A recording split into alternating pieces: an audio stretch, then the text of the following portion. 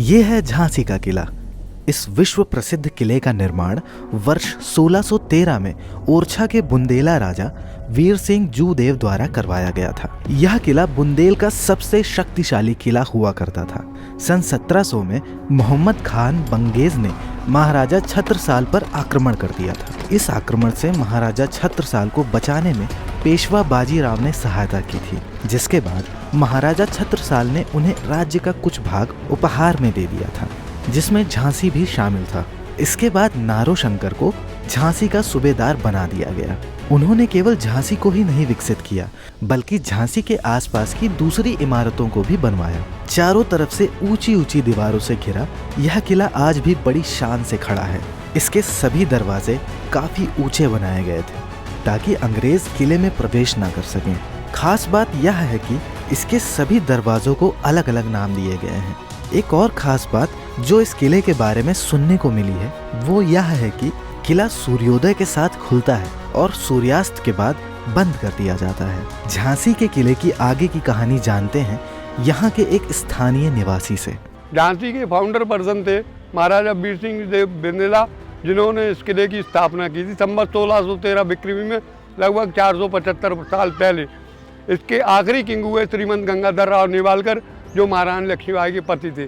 After death of king, अंग्रेज ने जब झांसी को मर्ज करना चाहा तो रानी ने इसके लिए एक घोषणा की, झांसी नहीं दूंगी मैं। इसके ऊपर मैंने 8 पंक्तियां लिखी हैं कि राजे महाराजे मंडली का आर्य भारत के, अंग्रेजों को आगे पर बढ़ने नहीं दूंगी मैं। हारो फरमान रोस रानी तन समानवान, दास्ता स्वीकार जग घांसी न सहूंगी मैं। कर तलवार धार खम्भ पर प्रहार कीनो, गोरन के रुंड मुंड चीड़ दो करूंगी मैं। और दाबे होंगे पूना सतारा बिटूर दिल्ली, फिरंगी स्वदेश पर नकाबे जो उन्हें दूंगी मैं।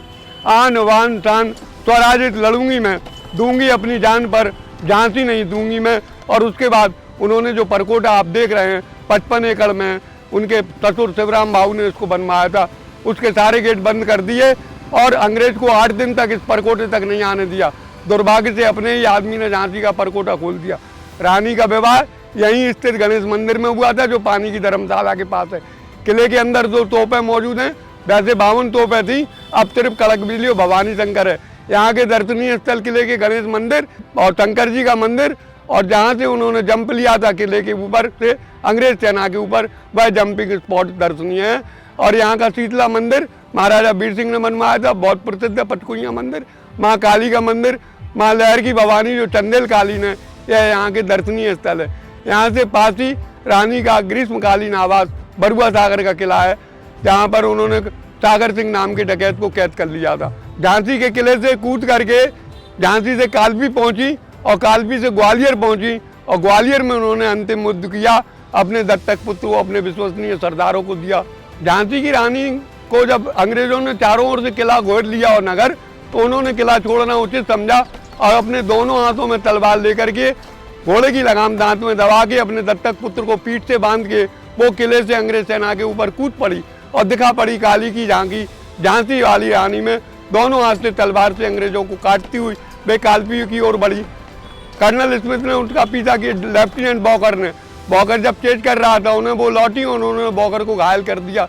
जख्मी होकर बॉकर भागा, उसे अजब हैरानी थी। इसके बाद वो ग्वालियर पहुंची।